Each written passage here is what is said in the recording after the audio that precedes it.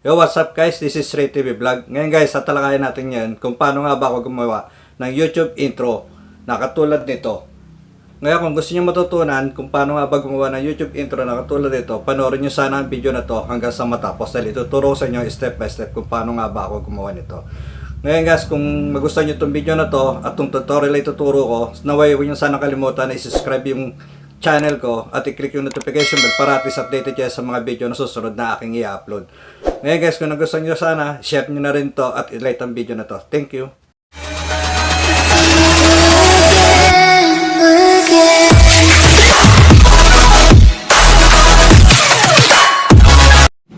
Ang astig nito, vlogger na vlogger ang dating ko.